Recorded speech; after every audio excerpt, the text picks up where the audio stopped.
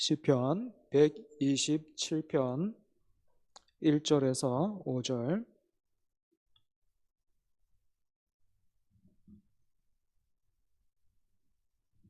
함께 합독합니다. 127편 1절에서 5절입니다. 시작. 여호와께서 집을 세우지 아니하시면 세우는 자의 수고가 헛되며 여호와께서 성을 지키지 아니하시면 파수꾼의 깨어 있음이 헛되도다. 너희가 일찍이 일어나고 늦게 누우며 수고의 떡을 먹음이 헛되도다. 그러므로 여호와께서 그의 사랑하시는 자에게는 잠을 주시는도다. 보라, 자식들은 여호와의 기업이요 태의 열매는 그의 상급이로다. 젊은 자의 자식은 장사의 수중의 화살 같으니 이것이 그의 화살통에 가득한 자는 복되도다. 그들이 성문에서 그들의 원수와 담판할 때에 수치를 당하지 아니하리로다. 아멘. 누가복음 12장을 보면 어떤 사람이 예수님께 나와서 자신의 형에게 명해서 나와 유산을 나누게 해달라, 그렇게 구합니다. 예수님은 언제나 그랬던 것처럼 곧바로 일을 해결해 주시거나 직접적인 대답을 주시지는 않으시고 한 부자의 이야기를 비유로 말씀해 주셨습니다. 한 부자가 곡식을 더 쌓아둘 곳이 없을 정도로 그렇게 풍년을 맞았습니다. 하지만 부자는 곧 고민에 빠졌습니다. 얻은 것이, 거둔 것이 너무 많아서 이 모든 것들을 어떻게 내 곁에 둘 수 있을까? 답을 찾아야 했기 때문에 그렇습니다. 그러다가 마침내 결론을 내죠. 답을 찾았는데 그것이 무엇입니까? 있던 곳간을 헐고 더 큰 곳간을 새로 짓는 거예요. 부자는 이렇게 새롭게 지을 그 곳간 생각에, 그리고 또 그 곳간 안에 가득 들어차게 될 그 어떤 소유와 그 곡식 생각에 자다가도 흐뭇했던 것 같습니다. 하지만 하나님은 이런 부자를 향해서 어리석은 자다라고 말씀하셨죠. 여러분, 이 부자가 왜 어리석은 사람이겠습니까? 쉽게 생각하면 그만큼 많이 거두고 얻었으면 다른 사람들 마땅히 도와줘야 될 텐데 욕심을 부려서 그렇다, 이렇게 말할 수 있겠죠. 하지만 우리는 이 비유의 시작과 끝에 좀 집중할 필요가 있습니다. 예수님은 유산을 나누어 달라라고 구하면서 나온 사람을 향해서 이 비유를 시작하기 전에 이렇게 말씀하셨습니다. 이르시되 이 사람아, 누가 나를 너희의 재판장이나 물건 나누는 자로 세웠느냐 하시고 그들에게 이르시되 삼가 모든 탐심을 물리치라. 사람의 생명이 그 소유에 넉넉한 데 있지 아니하니라 하시고, 또 이 비유의 마지막에는 이렇게 말씀하셨습니다. 자기를 위하여 재물을 쌓아두고 하나님께 대하여 부요하지 못한 자가 이와 같으니라. 형과 유산을 잘 나누는 일도 너무너무 중요하죠, 그죠? 하지만 문제는 사람들의 이런 일에 지나치게 몰두하고 집착하더라라는 것입니다. 얼마나 사람이 이런 일들에 욕심을 부리고 또 집착을 합니까? 하나님의 아들 예수 그리스도가 하시는 그 일과 말씀이 들리지 않을 정도지요. 탐심의 눈과 귀가 가려져서 하나님의 아들을 그저 재산을 정당하게 나누어 줄 수 있는, 그것도 내 마음에 드는 방식으로 그렇게 그런 분 정도로 밖에는 대하지 못하는 것입니다.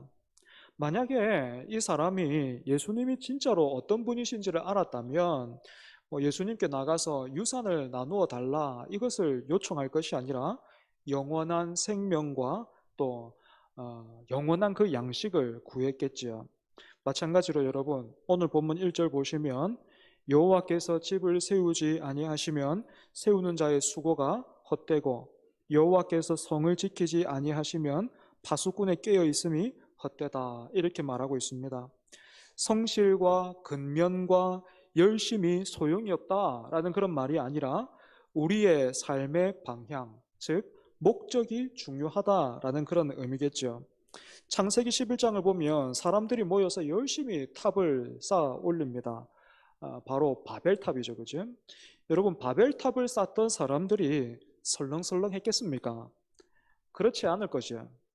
이들에게는 이 탑을 높이 쌓아 올려서 자신들의 이름을 온 천하에 높이 두겠다라는 분명한 목적이 있었습니다. 그래서 누구보다도 열심히 일했을 것이고 정성을 쏟았겠죠. 하지만 그렇게 열심을 부리면 부릴수록 하나님으로부터는 더 멀어지고 말았습니다. 그래서 지금 바벨탑 하면 어떻습니까? 성실과 근면과 또 열심의 상징이 아니라 어리석음과 교만의 상징이 되어 있습니다. 그러면 오늘 시편은 우리에게 무엇을 말해주고 있습니까? 집을 쌓을 때에, 즉 어떤 일을 시작할 때 항상 하나님께 부탁하고 하나님께 지켜달라고 기도해라, 예배를 드리고 시작해라, 뭐 이런 말입니까? 물론 그렇게 하는 건 너무너무 중요합니다. 하지만 더 근본적인 것이 있다라는 것이죠. 먼저는 하나님을 향해서 부요하라라는 것입니다.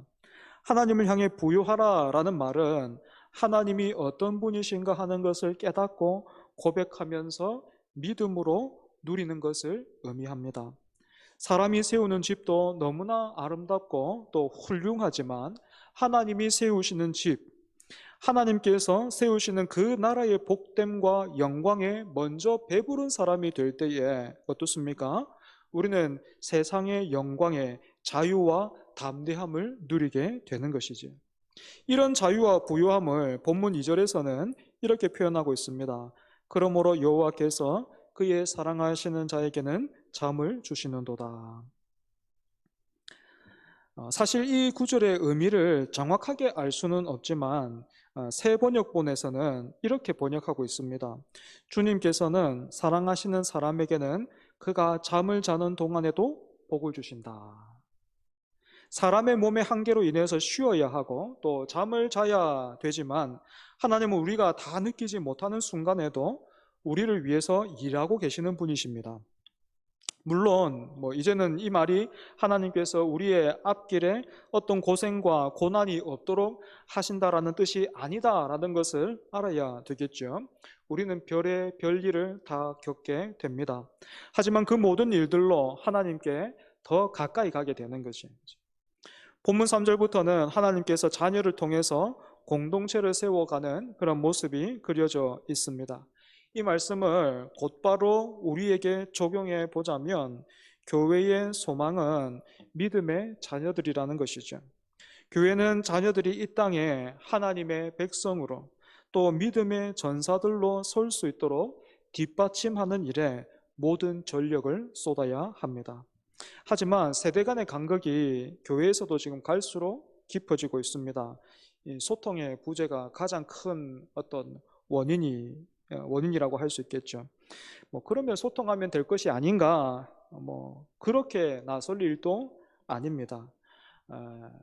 소통이 중요하지만 먼저는요, 우리가 하나님과 소통되어야 합니다. 소통할 수 있어야 합니다. 기도의 자리에서 말씀을 통해서 먼저 우리는 소통하자 하면 그래 네가 하고 싶은 말 어디 한번 해봐라 하면서 사실 그 말 잘 안 듣죠. 그 말 잘 안 들으면서 그 사람 말이 끝날 때만 딱 기다렸다가 아니면 그 사람이 하는 말투 이런 것들을 이렇게 하나하나 곱씹고 있다가 그 사람 말이 마치면 아니면 성격이 더 급한 사람들은 말 한중간에 말을 끊고 들어가서 내가 생각하는 말들을 그렇게 쏟아놓지만 여러분 진정한 소통 뭡니까? 우리가 신앙생활을 통해서 배우고 익혀나가는 소통 뭡니까? 우리가 말하기 전에 하나님이 먼저 말씀하시는 분이시고 그래서 우리는 항상 먼저 들어야 하고 또 그 말씀 앞에 엎드려야 하고 그 말씀을 통해서 나를 먼저 비추어 봐야 하고 이런 것들이 여러분 다 소통의 과정이잖아요. 그죠?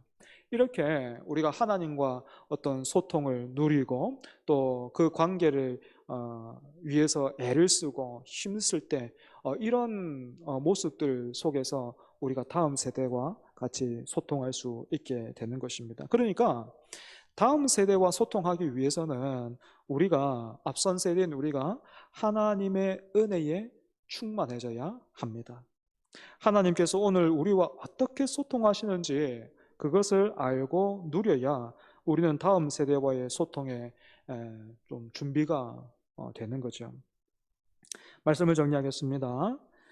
오늘 우리가 읽은 시편은 우리의 삶의 모든 순간이 하나님과 또 하나님께 맞닿아 있어야 한다, 그렇게 말하고 있습니다. 물고기가 물 밖에서 자유와 생명을 누릴 수 없듯이 우리도 예수 그리스도 밖에서는 아무것도 할 수 없습니다. 그저 뭐 때마다 시마다 물만 조금 끼얹어 주시면 살 수 있는, 여러분, 그런 것 아니죠, 그죠? 우리의 삶의 모든 순간이, 또 우리의 삶 전체가 예수 그리스도 안에서 예수 그리스도와 연합되어 그렇게 생명의 향기 또 은혜를 흘려 보내야 합니다.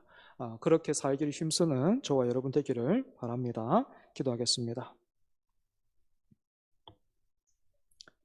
하나님, 주님의 몸된 교회가, 또한 그 교회로 부름받은 우리가 그 어떤 것이 아니라 하나님으로, 또한 하나님을 향해 부유하게 하여 주시옵소서.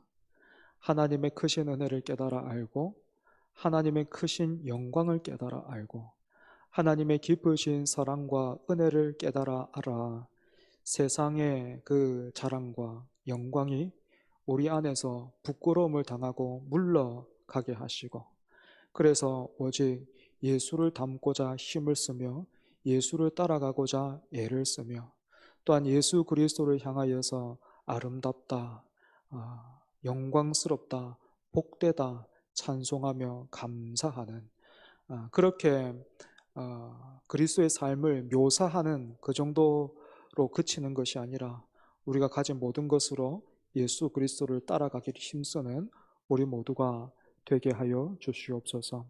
하나님, 사랑하는 성도들, 남은 주일 하나님의 은혜 가운데서 쉼을 누리게 하시고, 또 하나님께서 허락하시는 삶의 터전에서 6일도 우리가 예배자로서 하나님의 자녀로서 살아가기를 힘쓰게 하여 주시옵소서.